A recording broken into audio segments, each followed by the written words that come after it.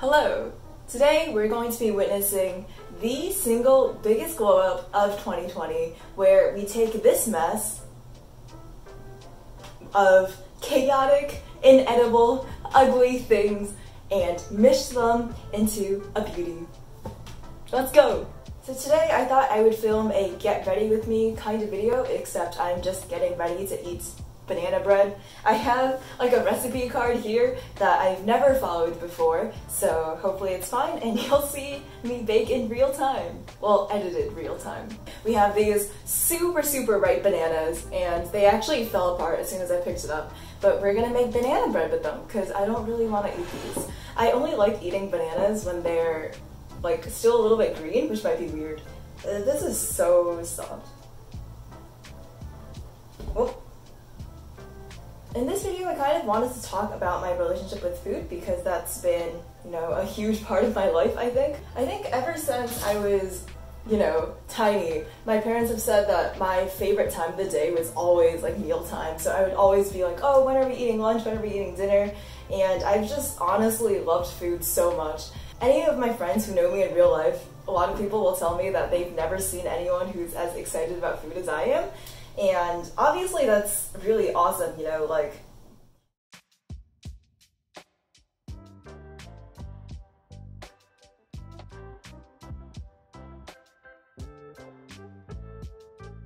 Alright, it was way too hot, so I put my hair up, and I think, this is as mashed as I can get it with a spoon. That's how it's gonna be today.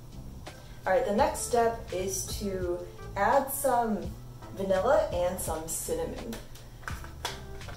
Oh, 1 tablespoon of vanilla. Are they sure? That's so much vanilla. Okay, I'll just add a little bit, I think. That's way too much. Going off of the Lily really likes dessert theme, it's just, obviously that becomes kind of problematic when you have an unhealthy obsession with unhealthy food. Like, the more unhealthy food you eat, sometimes you feel like your body physically feels worse afterwards. You just feel like you have less energy. I start breaking out, obviously you start gaining weight. You just feel heavy, you want to sleep more. There's just I just dripped some vanilla on my leg from this unclean tablespoon. It's fine. It's fine. Finally, we're going to crack in 1 egg.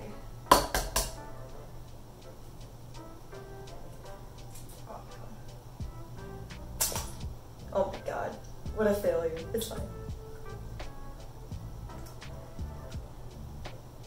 Now we want to whisk everything together. I'm lucky enough not to have actual, diagnosable health problems. Everyone knows kind of the downsides of having a bad diet. But it's really hard to deal with that because food honestly brings me so much joy. So I guess it comes with its ups and downs. Alright, now I think this is fine. Now I'm gonna move on to the dry ingredients. And I like weighing out everything I have just because I'm too lazy to kind of clean all my measuring spoons, and this just makes everything a little bit easier, and also theoretically it's more precise.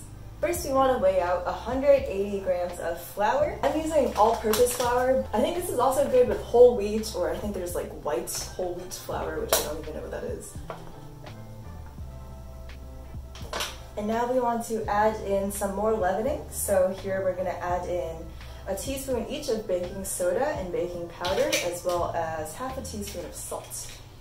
Quick question, do you guys actually buy a new batch of baking soda every month or whatever the recommended date is? I don't think that I have ever done that, and I always wonder if my baking soda might be like super ineffective, but that's just how it's going to be. So actually when I was younger, I took a home ec class where each student was responsible for kind of bringing in a recipe for the rest of the class, and then they were all compiled into a recipe book. And this was the first time that I had, ever tried baking, maybe sometime in middle school. One of the recipes that a kid brought in was for blondies, and instead of saying 1 cup of, I don't know what it was supposed to be, she put 1 cup of baking soda.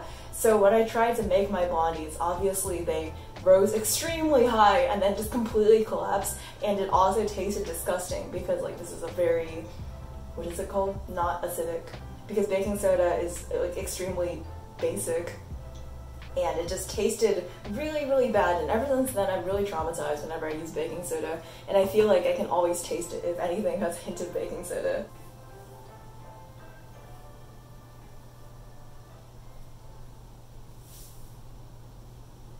Okay, now that we have the dry ingredients, I think I'm supposed to mix this, but I don't really have anything to mix it with, so I'm just gonna use this big spoon.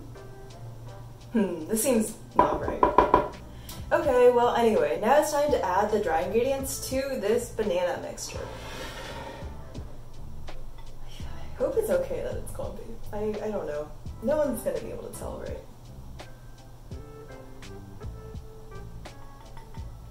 And now we just mix it in.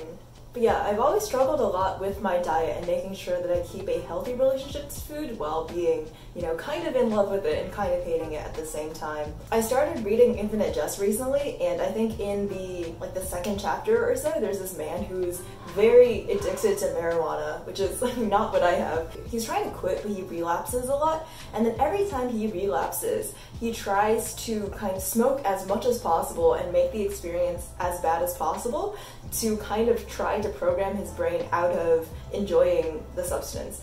And I feel like that's also me with food. If I ever have a period of time where I'm struggling with my diet, I feel like my brain will try to tell itself like, oh, if I just eat, you know, this whole bag of chips right now, then I'll feel so bad about it and I'll never want to eat chips again. But I feel like that never actually helps, and instead I feel terrible, like more so than I should have, because it's kind of like my brain's way of punishing itself for deciding to indulge in any sort of dessert.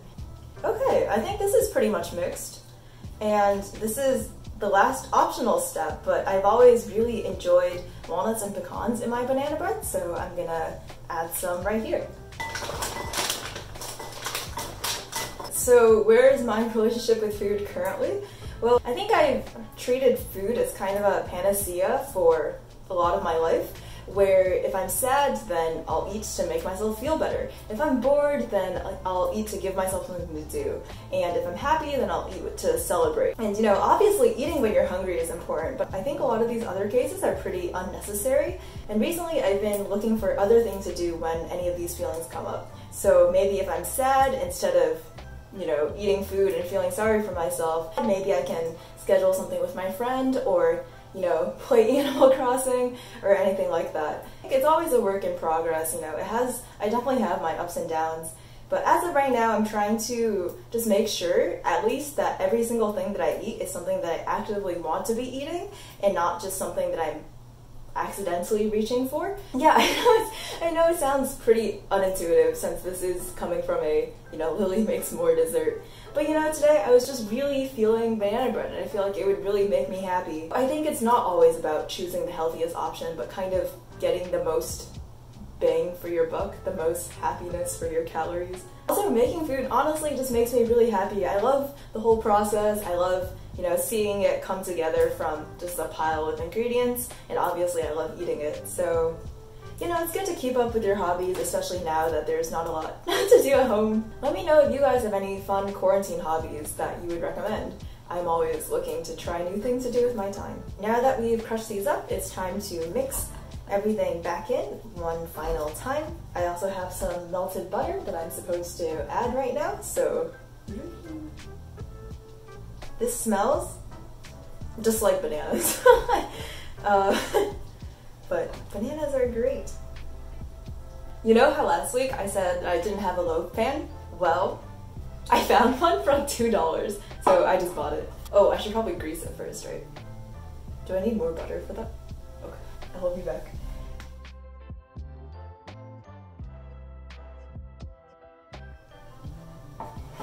Looks decent, looks decent. Worst case, you know, you just cut the whole thing out. Or the worst case is it just becomes a huge pile of crumbs. No big deal. Now I'm gonna add some parchment paper so it's a little bit easier to take out. Now we dump it inside. Definitely looks pretty lumpy. Hopefully it's okay. Okay, here, oh, that's heavy. Here is our final product. I don't know if that's in the camera at all, but I'm pretty excited about it. Let's go bake it.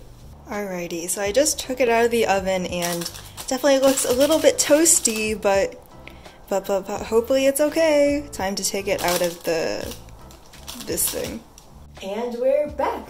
It's many hours later. I baked this for about an hour and then I let it cool down completely, and now it's finally time to eat it. This smelled so good when I was baking it, so I'm very excited. Okay, well, it doesn't look super fluffy, but I don't think I mashed the banana very well. It's a little bit chunky.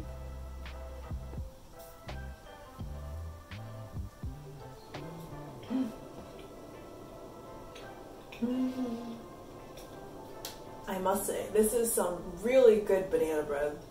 I'm not gonna say that it looks the prettiest, but it tastes amazing. It has a lot of banana flavor without, you know, being dominated by sugar, and then the pecans just give it such a good something. This tastes so cozy. It feels like I'm being wrapped in a hug. I love it. I could eat this all day. Well, that's it for this week. Let me know if you enjoyed this kind of video, and let me know if there's anything you want me to talk about in the future. But yeah, that's it. See you next week. Goodbye!